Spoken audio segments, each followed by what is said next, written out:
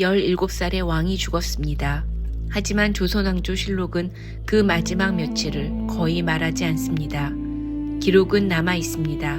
하지만 너무 짧고 너무 조용합니다.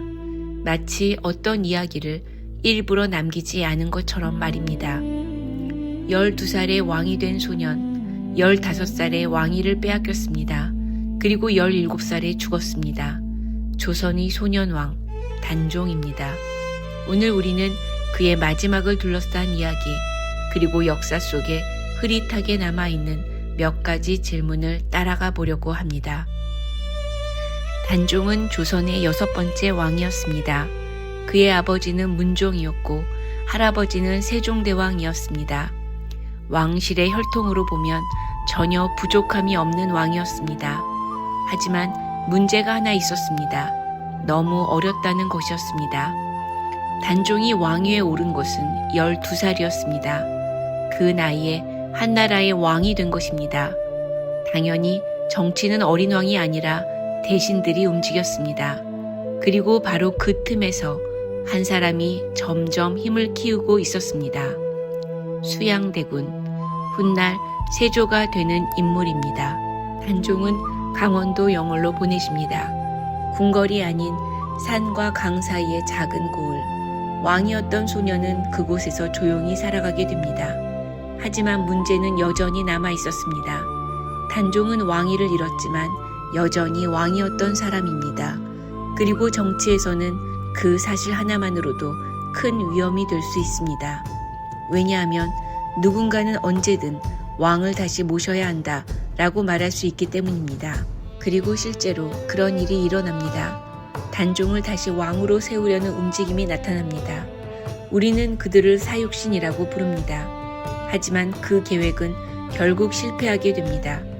그리고 그 사건 이후 단종은 더 이상 단순한 유배된 왕이 아니라 언제든 반란의 명분이 될 수 있는 위험한 존재가 됩니다. 그리고 바로 그 순간부터 단종의 운명은 조금씩 어두워지기 시작합니다. 1457년 단종은 영월에서 죽음을 맞이합니다. 조선왕조실록에는 이 사건이 기록되어 있습니다. 하지만 많은 사람들이 한 가지 이상한 점을 발견합니다. 기록이 너무 짧다는 것입니다. 마지막 며칠 동안 무슨 일이 있었는지, 누가 어떤 결정을 내렸는지, 그 밤에 어떤 일이 있었는지 실록은 거의 말하지 않습니다. 그래서 후대의 사람들은 이 질문을 하게 됩니다. 왜 기록은 이렇게 조용할까? 단종이 죽던 밤 한 사람이 움직입니다. 어몽도. 폐위된 왕의 시신을 거두는 일은 쉽지 않은 일이었습니다. 그것은 단순한 장례가 아니라 살아있는 권력에 맞서는 행동처럼 보일 수도 있었습니다. 하지만 어몽도는 움직였습니다. 그는 몰래 단종의 시신을 수습합니다. 그리고 위험을 무릅쓰고 장례를 치릅니다. 그 순간 그는 알고 있었을 것입니다. 이 일이 자신의 삶을 무너뜨릴 수도 있다는 것을. 하지만 그는 외면하지 않았습니다.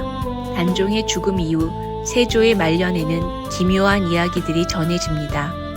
악몽, 설명하기 어려운 피부병, 그리고 단종의 어머니 현덕 왕후의 원혼 이야기. 물론 이 이야기들 가운데 많은 것은 실록이 아니라 후대 설화에서 전해지는 것들입니다. 하지만 중요한 것은 그 사실 여부가 아닙니다. 사람들이 왜 그런 이야기를 믿고 싶어 했는가입니다. 아마도 너무 어린 왕이 너무 조용히 죽었기 때문일 것입니다. 시간은 흐릅니다. 그리고 약 200년 뒤 숙종 때 단종은 다시 왕으로 복권됩니다. 지워졌던 이름이 다시 돌아온 것입니다.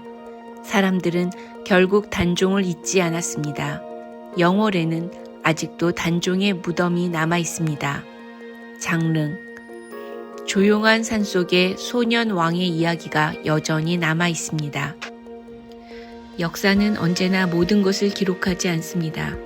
어떤 진실은 몇 줄의 기록으로 남고 어떤 이야기는 침묵 속에 묻혀버립니다.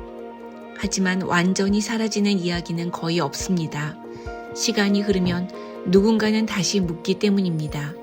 그날 밤 영월에서 소년왕 단종에게 무슨 일이 있었는지, 그리고 왜 그는 17살의 나이에 조용히 역사 속으로 사라져야 했는지, 아마 그 질문은 앞으로도 계속 남을 것입니다.